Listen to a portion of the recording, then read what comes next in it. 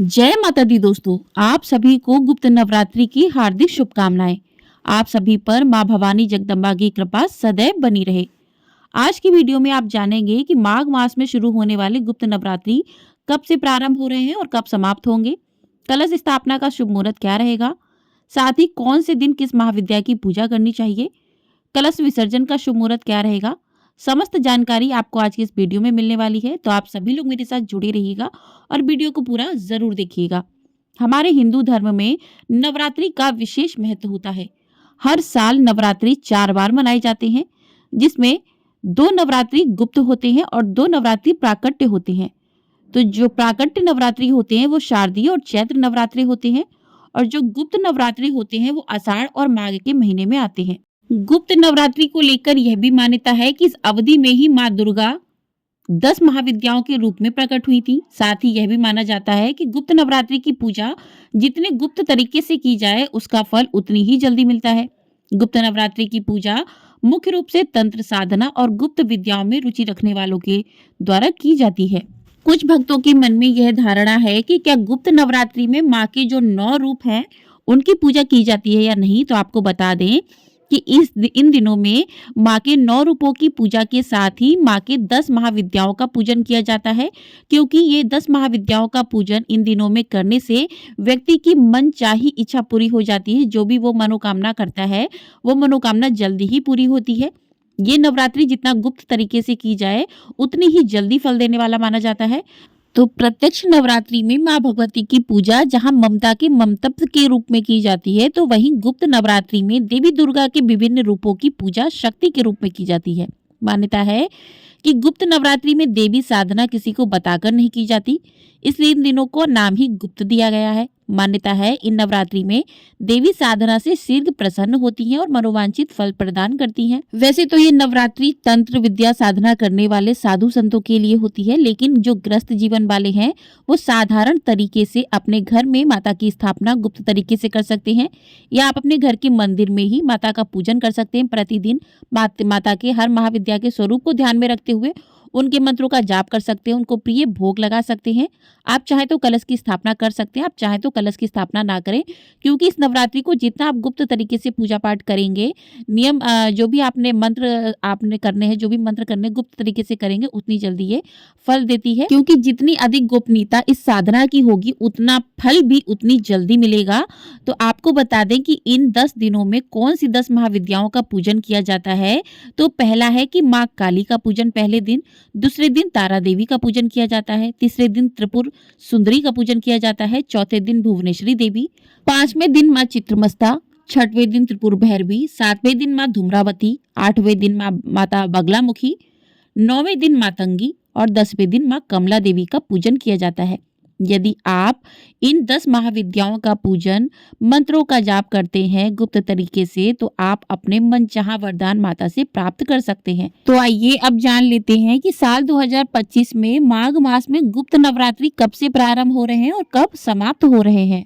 तो साल 2025 में माघ मास के गुप्त नवरात्रे 30 जनवरी दिन गुरुवार से प्रारंभ हो रहे हैं और 7 फरवरी शुक्रवार को समाप्त हो जाएंगे। यानी कि 30 जनवरी से शुरू होकर 7 फरवरी तक रहेंगे। तो इन 10 दिनों में 10 महाविद्याओं का पूजन किया जाएगा गुप्त तरीके से। जो भी भक्त गुप्त तरीके से पूजन करेंगे उनकी सभी मनोकामनाएं पूर्ण हो जाएंगी। अब बात करते हैं प्रतिपदा तिथि कब से प्रारंभ होगी। तो प्रतिपदा तिथि 29 जनवरी बुधवार शाम 6:06 से शुरू हो जाएगी और 30 जनवरी गुरुवार शाम 4:20 तक रहेगी। तो शाम को 6:06 से 29 को शुरू होकर प्रतिपदा तिथि 30 जनवरी गुरुवार शाम 4:20 पे समाप्त हो जाएगी। तो ऐसे में उदया तिथि के अनुसार जो है 30 जनवरी से ही नवरात्रे प्रारंभ हो रहे हैं। अब जान लेते हैं कि इस दिन कलश स्थापना का शुभ मुहूर्त क्या रहेगा। तो इस दिन कलश स्थापना का शुभ मुहूर्त रहेगा सुबह 9:25 से लेकर 10:46 तक, और दूसरा मुहूर्त रहेगा दोपहर 12:13 से लेकर 12:56 तक का। तो 2 मुहूर्त रहेंगे। तो इन मुहूर्त में अगर आप चाहें तो कलश की स्थापना कर सकते हैं। उसके बाद अष्टमी तिथि 5 फरवरी बुधवार को रहेगी, नौमी तिथि 6 फरवरी गुरुवार को रहेगी और 10वीं तिथि 7 फरवरी शुक्रवार को रहेगी। तो अष्टमी, नवमी और दशमी तिथि 5, 6 और 7 को रहेगी। अब बात करते हैं कि पहला दिन 30 जनवरी गुरुवार, दूसरा दिन 31 जनवरी शुक्रवार, तीसरा दिन 1 फरवरी शनिवार, चौथा दिन 2 फरवरी रविवार, पांचवा और छठवां दिन 3 फरवरी सोमवार को रहेगा।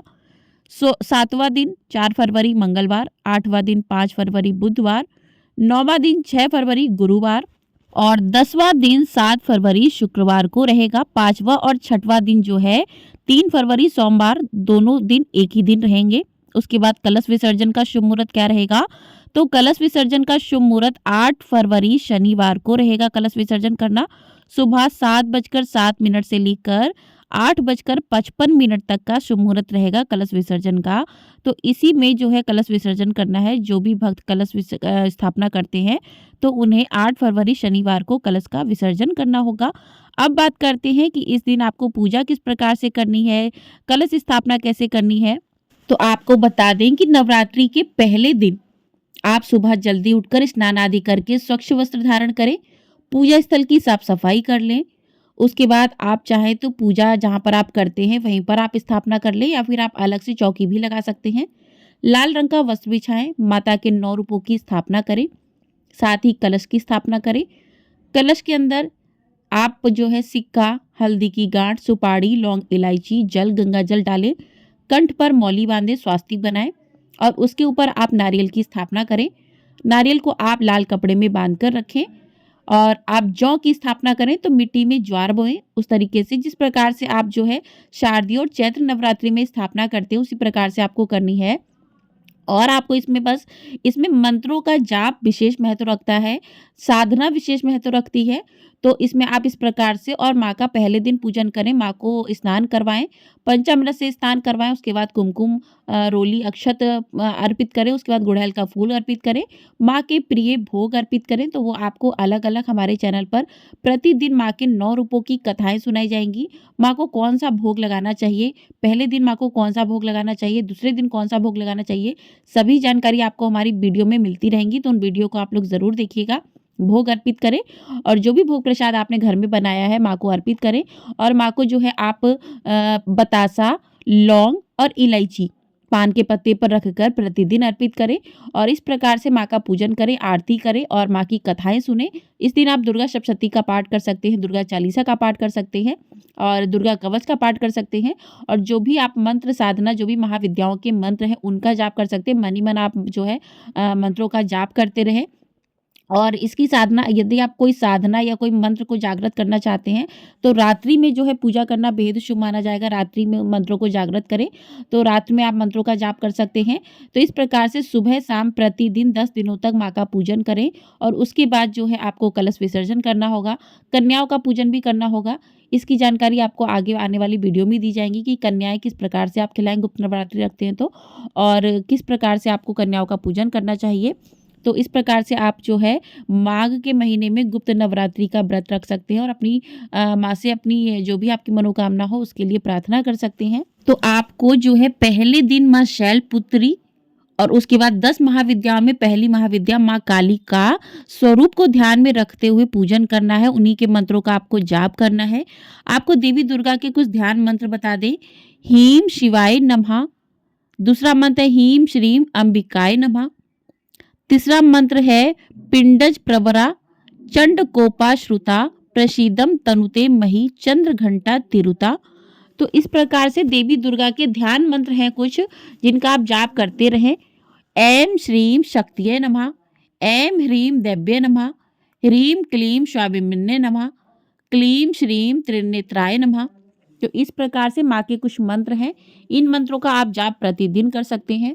तो इस प्रकार से जो है ग्रस्त जीवन वाले हों, चाहे तंत्र साधना वाले हों, चाहे अघोरी हों, चाहे साधु संत हो, सभी इन व्रतों को रख सकते हैं।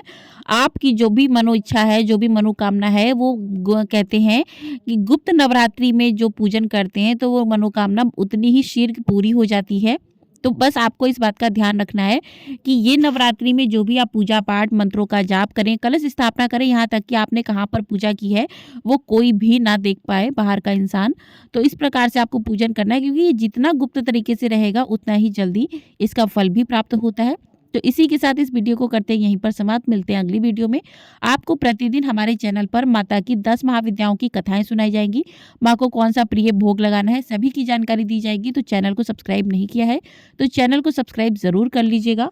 बेल आइकन प्रेस कर दीजिएगा जिससे आपको आने वाली सभी वीडियो समय से प्राप्त हो सकेंगी। और आपको हमारे चैनल पर माघ मास महात्म्य के अध्याय भी प्रतिदिन सुनाए जा रहे हैं। तो आप लोगों ने उन अध्यायों को नहीं सुना है तो आप लोग उन अध्याय को भी अवश्य सुनिएगा और ढेर सारा अपना प्यार जरूर दीजिएगा। जय माता दी दोस्तों।